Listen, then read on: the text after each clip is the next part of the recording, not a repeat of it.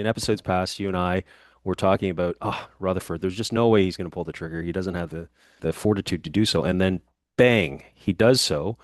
And Quinn Hughes is no longer a Vancouver Canuck. You don't have to worry about whether he's going to re-sign.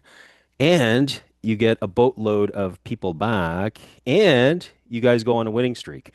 which I'm not going to start in here. I don't think that's the best thing for you. But what happened, Jay?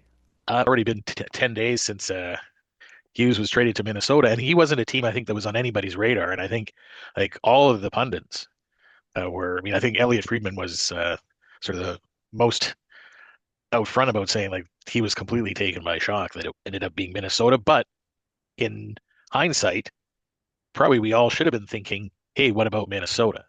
And we might have all just been thinking he's going to end up going back east, or he played in Michigan, Detroit's there, and both those teams had the kind of packages. But Minnesota, like, I mean, the package the Canucks got back, Pretty good. it probably couldn't have done any better. I mean, like they're trading away Norris caliber defensemen, so they probably needed to get a defenseman back, and preferably a young one who could having the next power play guy for the Canucks. The Canucks needed a number two center, and they need some scoring wingers. So they end up getting like Zeev Buium, who's was I mean, I think he was sort of viewed as one of the top defensive prospects that was available, maybe one of the top prospects in hockey. The thing for the Canucks long term is he seems like he's a winner. I mean, he won gold at the under 18s, won a couple gold medals at the World Juniors, and he was a star at last year's.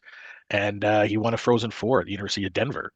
So he's bringing a winning sort of heritage uh, for a young guy to a team that needs to reestablish itself as a winning franchise in a place that other players might want to come and play at.